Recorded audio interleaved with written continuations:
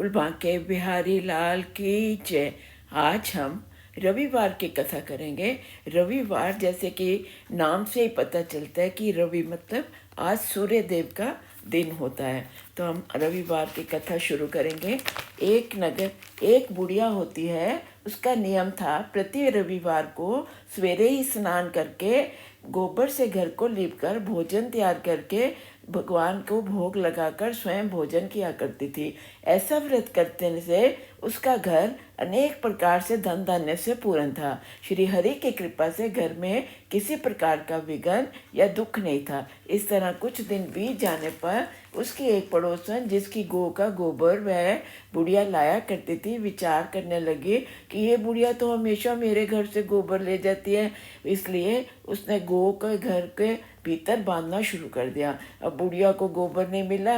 उसने रविवार के दिन ना तो घर लीपा, ना भोजन बनाया, ना भगवान को भोग लगाया और ना ही स्वयं भोजन किया। इस प्रकार वो बिना खाए पिए निराहार व्रत किया उसने। रात्रि हो गई और वह भूखी ही सो गई।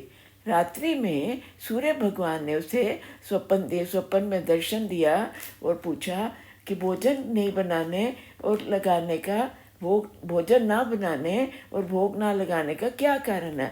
बुढ़िया ने कहा, गोबर ना मिलने के कारण मैं आज भोजन ना लगाया, ना आपको भोग लगाया।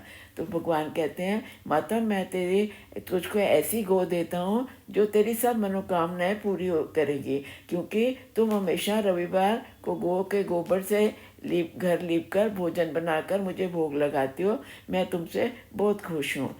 इस प्रकार अंत में मोक्ष का मैं सबको प्रसन्न होकर जो वो मांगता है उसको देता हूँ। स्वप्न में ऐसा वरदान देकर भगवान अंतर ध्यान हो गए और वृद्धा की आंख खुली तो वह देखती है कि आंगन में अति सुंदर और गौ और बछड़ा बंधे हैं।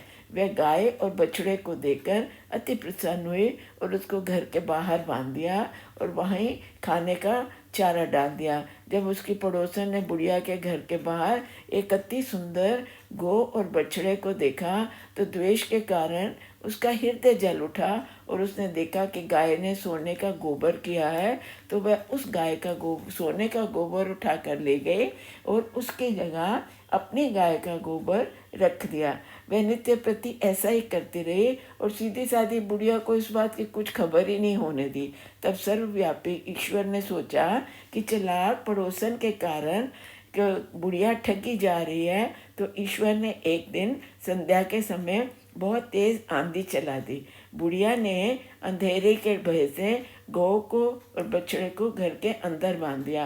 प्रातःकाल जब विदा ने देखा कि गौ ने सोने का गोबर किया है तो उसके आश्चर्य की सीमा न रही। वे प्रतिदिन गौ को घर के भीतर बांधने लगी और उसका सोने का गोबर उठाने का दाव नहीं चला।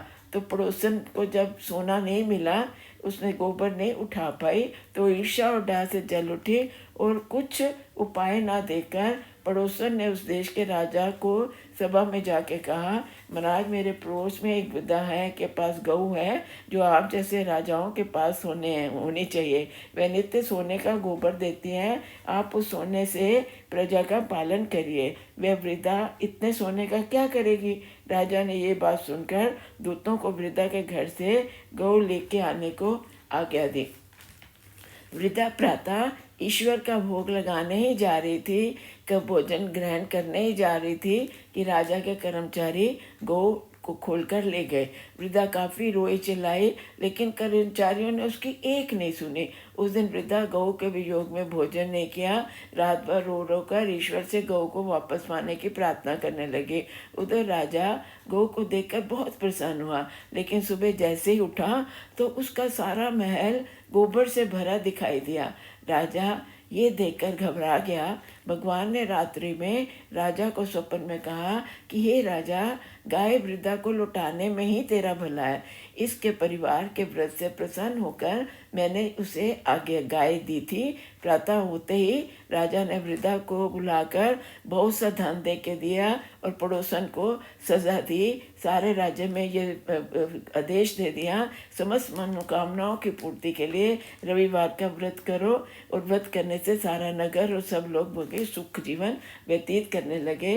बोलो रविवार देवता की जय। जय सूर्य नारायण भगवान की।